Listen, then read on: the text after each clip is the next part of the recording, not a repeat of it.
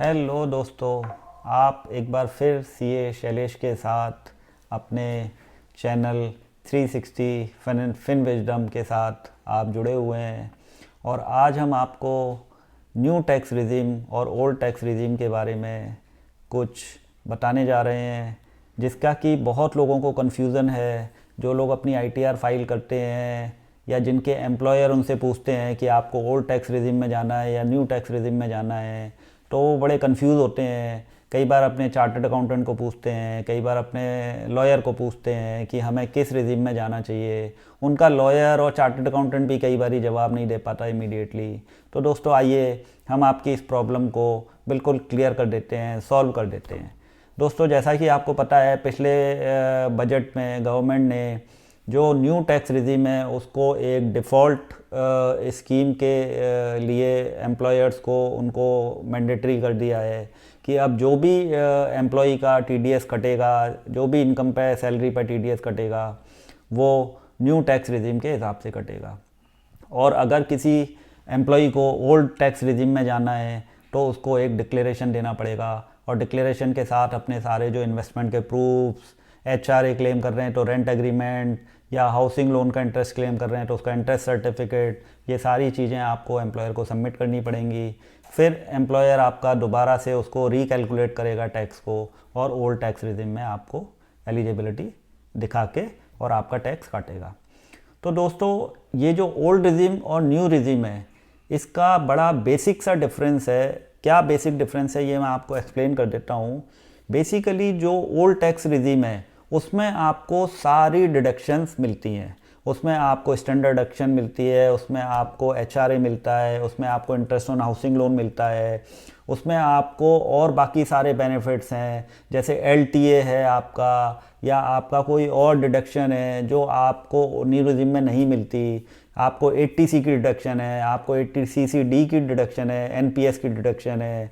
80C में आपका PPF, Sukanya Samriddhi, LIC, आपके बच्चों की स्कूल फीस, हाउसिंग लोन का पेमेंट है, वो सब चीज़ें आपको डिडक्शन जो है वो आपको 80 ये सारी ओल्ड रिजीम में मिलती हैं। तो जितनी भी डिडक्शंस आपको क्लेम करनी है, अगर वो डिडक्शंस में जाना है तो आपको ओल्ड रिजीम में जाना पड़ेगा।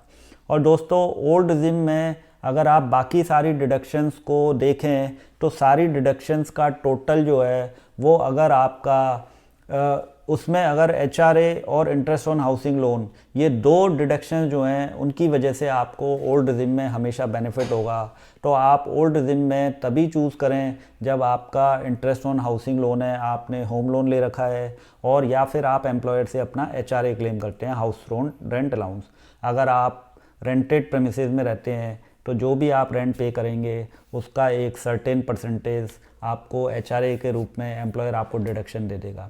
और दोस्तों जो लोग एलटीए क्लेम कर रहे हैं, या जो कोई और लीव ट्रेवल कंसेशन है, या आपका ट्रैवलिंग अलाउंस है, या कोई और भी चीज़ें आप क्लेम कर रहे हैं, तो उनके लिए भी दोस्तों बेनिफिशियल जो है वो ओल्ड टैक्स रिजीम है।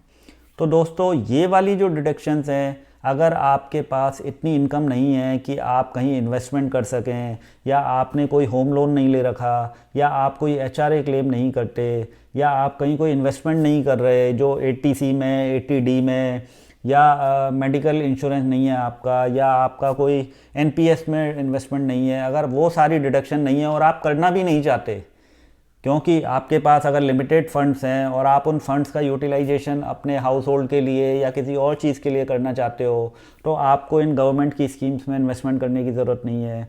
और दोस्तों फिर आपको न्यू टैक्स रिजिम में जो टैक्स आएगा वो आपका लोएस्ट टैक्स होगा। तो आपको न्यू टैक्स रिजिम में तभी बेनिफिट होगा जब आप ये इन्वेस्टमेंट नहीं करना चाहते। तो बड़ा क्लियर है दोस्तों, न्यू टैक्स रिजिम और ओल्ड टैक्स रिजिम में केवल दो डिडक्शंस ऐसी हैं, एचआरए और इंटरेस्ट ऑन हाउसिंग लोन, अगर वो आप क्लेम करते हैं, और तीसरा आप एलटीए या लीव ट्रेवल अलाउंस, या आपका जो और जो अलाउंसेज जो सैलरी में से मिलते हैं, अगर वो आपके पास एडिशनल हैं तो आपको ओल्ड टैक्स रिजिम में जाना है। और अगर ये डिडक्शंस नहीं है आपके पास तो आपको न्यू टैक्स रिजिम में, क्योंकि न्यू टैक्स रिजिम में दोस्तों टैक्स स्लैब जो हैं वो काफ़ी कम हैं और ओल्ड स्कीम में टैक्स स्लैब ज़्यादा हैं। तो आपको न्यू टैक्स रिजिम में ये सारे बेनिफिट्स देखते हुए न्यू टैक्स रेजिम में आपका टैक्स कम बनता है। तो ये बड़ा क्लियर है और मैंने आपको काफ़ी डिटेल से इसको समझा दिया है। अगर आपको फिर भी इसके बाद कोई कन्फ्यूज़न है तो मैं नीचे डिस्क्रिप्शन में लिंक में अपना नंबर और अपना ईमेल आईडी शेयर कर रहा हूँ आपके साथ। आप कभी भी मेरे को मेल कर सकते हैं या मेरे को फ़ोन भी कर सकते हैं और मेरे से पूछ सकते हैं अगर कोई कन्फ्यूज़न है तो। बस बाकी आप ये वीडियो अगर ढंग से देखेंगे तो आपको सारा समझ आ जाएगा कि आपके लिए ओल्ड टैक्स रेजिम बेटर है या न्यू टैक्स रेजिम बेटर है। तो दोस्तों आज के लिए बस इतना ही। धन्यवाद। शेयर आप हमारा वीडियोस देखते रहें, शेयर करते रहें, लाइक करते रहें और आप सीए शैलेश के साथ बने रहें। Thank you.